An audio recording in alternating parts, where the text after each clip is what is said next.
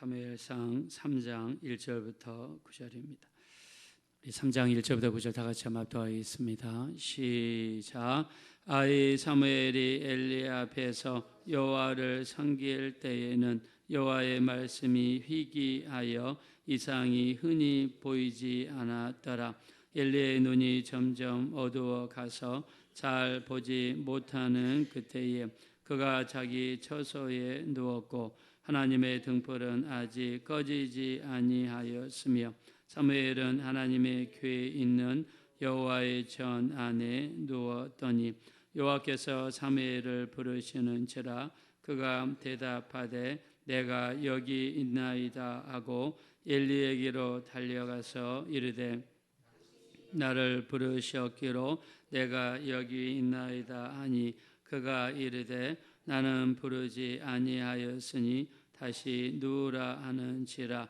그가 다시 누웠더니 여호와께서 다시 사무엘을 부르시는지라. 사무엘이 일어나 엘리에게로 가서 이르되 당신이 나를 부르셨기로 내가 여기 있나이다 하니 그가 대답하되 내 아들아 내가 부르지 아니하였으니 다시 누우라 하니라. 사무엘이 아직 여호와를 알지 못하고 여호와의 말씀도 아직 그에게 나타나지 아니한 때라. 여호와께서 세 번째 사무엘을 부르시는지라. 그가 일어나 가서 이르되 당신이 나를 부르셨기로 내가 여기 있나이다 하니 엘리가 여호와께서 이 아이를 부르신 줄을 깨닫고 엘리가 사무엘에게 가서 누웠다가 그가 너를 부르시거든 내가 말하기를 여호와여 말씀하옵소서 주의 종이 듣겠나이다 하라 하니 이에 사무엘이 가서 자기 처소에 누우니라. 아멘.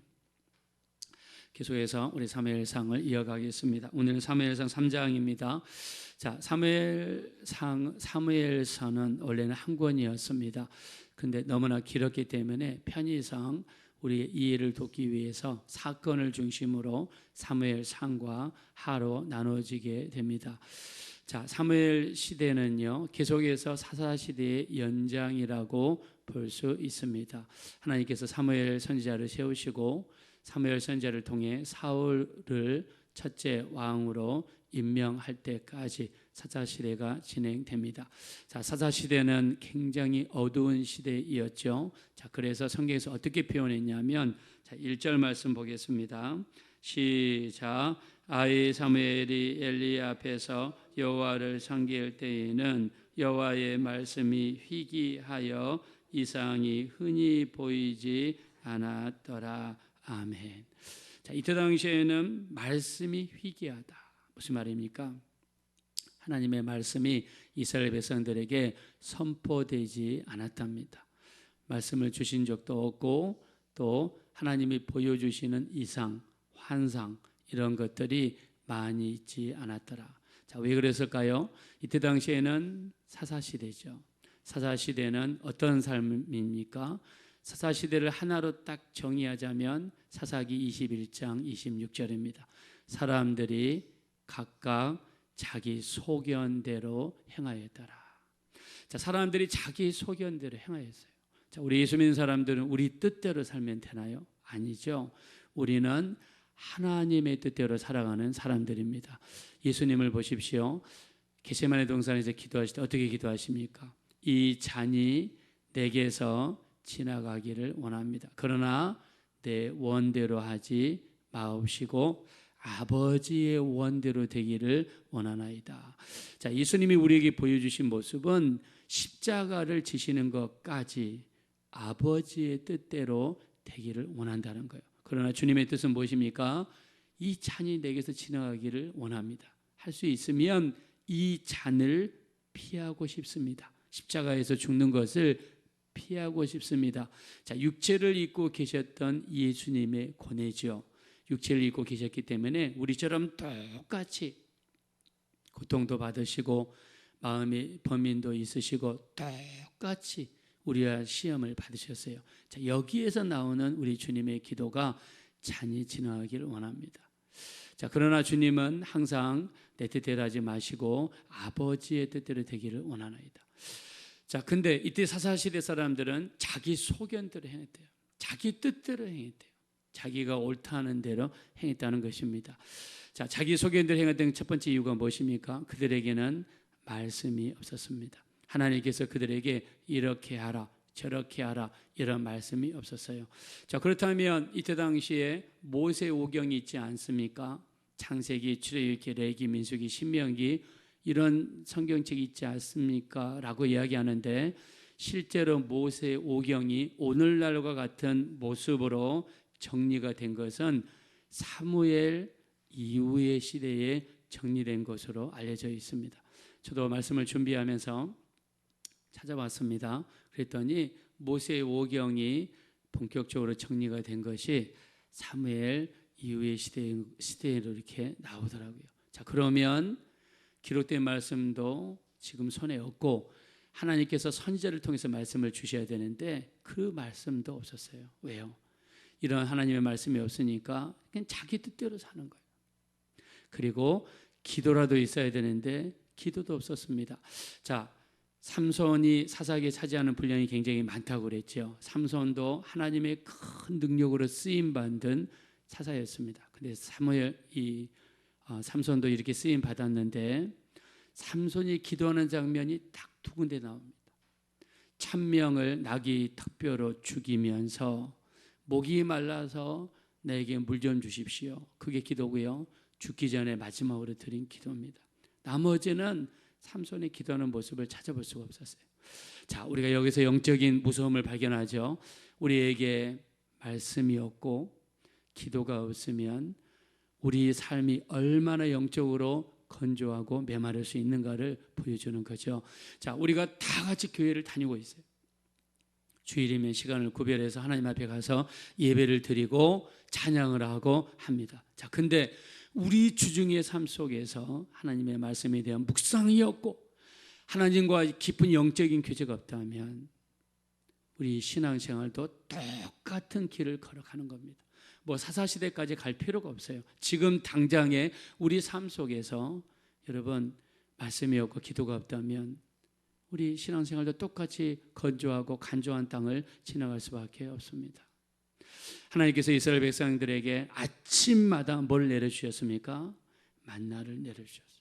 자, 만나는 뭘 의미하냐면 바로 하나님의 말씀을 상징합니다. 자, 우리가 매일매일 살면서 우리가 먹어야 될 게 뭐냐면 만나입니다. 만나는 영적인 말씀이에요. 하나님의 말씀입니다. 그래서 우리가 이 성경은 장식품이 아니라 우리가 길을 쓰고 읽어야 되는 것이 성경이에요.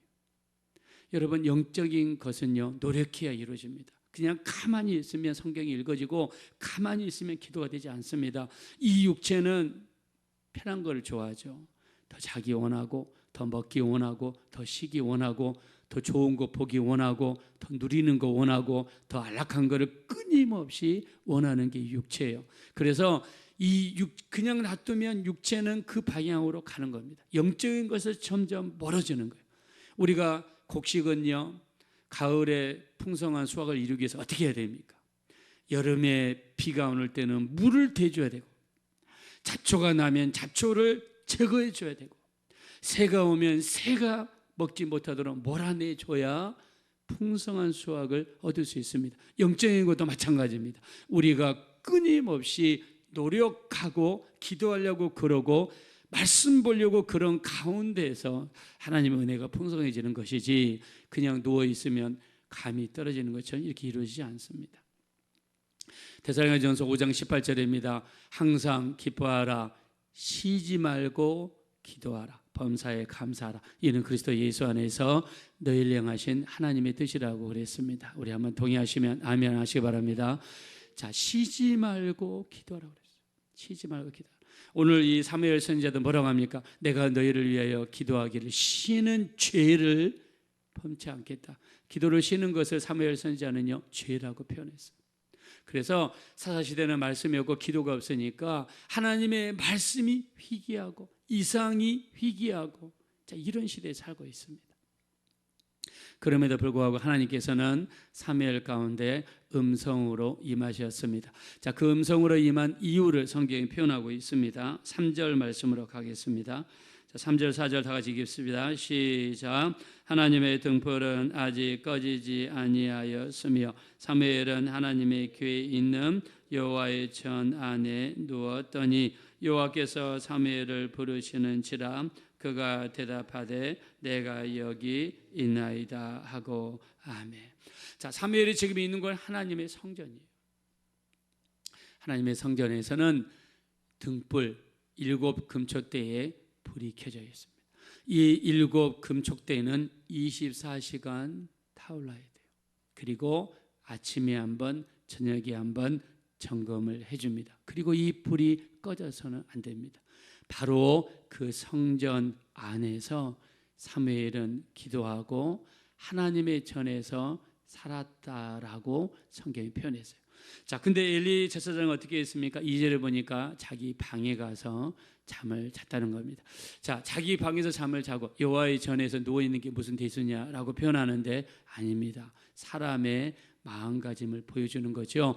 엘리는 기도한 적도 없고 말씀을 상고한 적도 없고 오직 육신을 따라 사는 제사장의 모습이고 사무엘 선지자는 아버지의 전에서 기도하고 예배하는 자의 모습을 보여주는 것입니다. 자, 사무엘은 어떻게 태어났습니까? 엄마가 실로에 가서 지금 사무엘이 있는 곳입니다. 실로에 가서 하나님의 전에서 기도하다가 사무엘 선지자를 낳았습니다. 여러분 누가복음 1장에 보니까 세례 요한, 침례 요한의 아버지 사가랴가 천사를 영접하게 되죠. 그 장소가 어디입니까? 바로 하나님의 성전입니다. 제사장의 반열을 따라 제사장은 레위지파 사람들을 24개의 반열로 나누게 되죠. 그리고 반차를 따라 자기 순서가 되면 성전에 들어가 자기 일을 이렇게 집행을 해야 됩니다. 근데 사가랴가 하나님의 성전에서 기도하다가 하나님의 메시지를 받게 됩니다.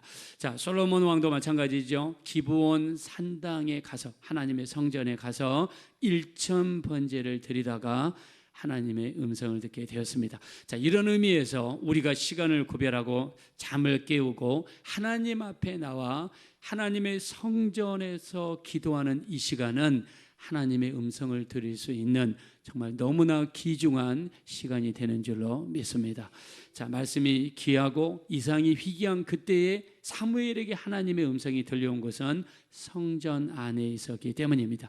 우리가 성전에서 나와서 예배하고 기도하는 이 시간은 하나님을 가장 가까이 하는 시간이고 하나님과 가장 깊은 교제를 나누는 복된 시간이 되어야 될 줄로 믿습니다. 자, 이래서 하나님께 나아가는 것이 얼마나 귀중한가를 성경에 표현했습니다.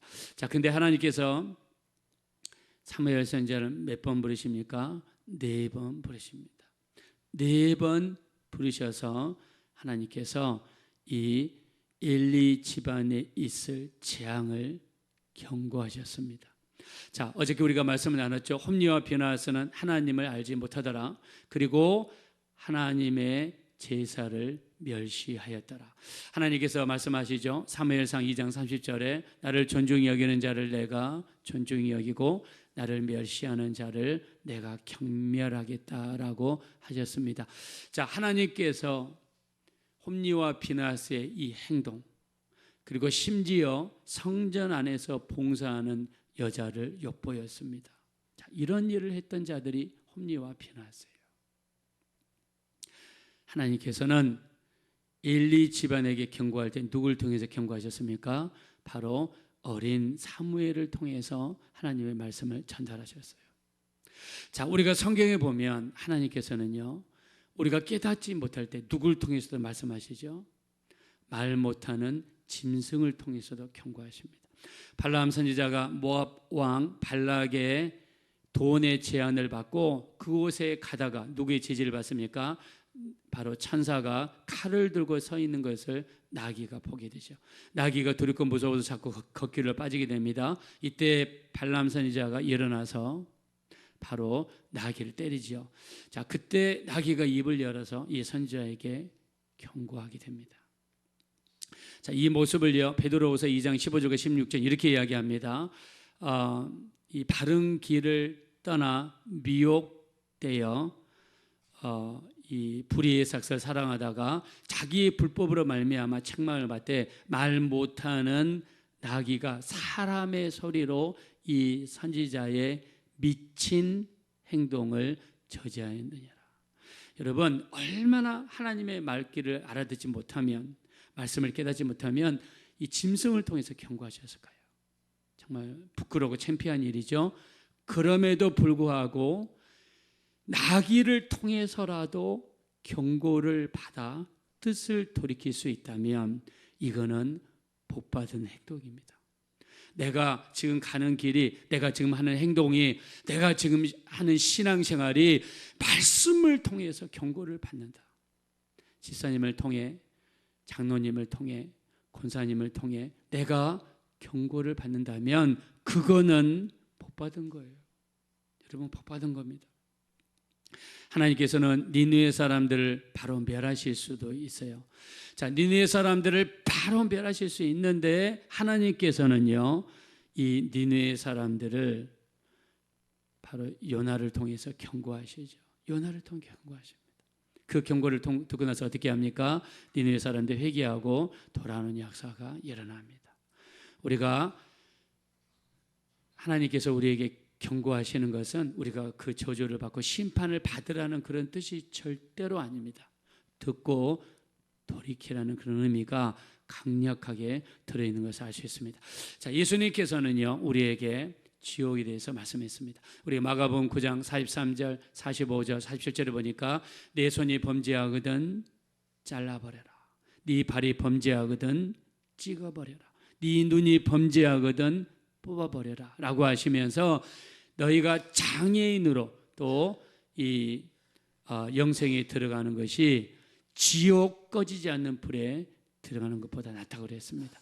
자, 예수님께서는 지옥에 대해서 굉장히 많은 경고를 하셨습니다. 왜요? 지옥은 정말 있는 곳이기 때문이죠.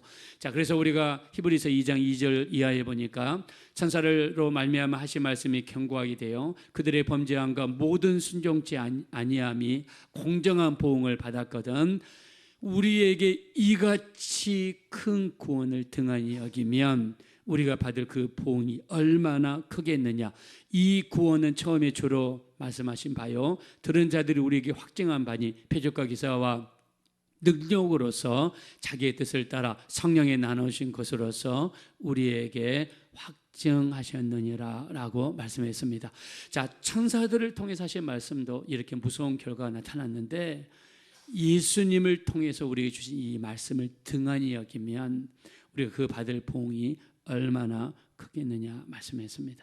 자, 우리가 복음을 증거하는 것은 예수 믿고 천국 가십시오 라고 축복을 선포하는과 동시에 믿지 않으면 지옥에 떨어질 수 있다는 경고를 전하는 것입니다. 이 경고를 등한히 여기면 그 받는 보응이 얼마나 무섭다는 것을 성경에 이야기해 주셨습니다. 우리 하나님은 우리에게 축복을 선포하시는 분이시지만 동시에 우리에게 경고하시는 분이십니다.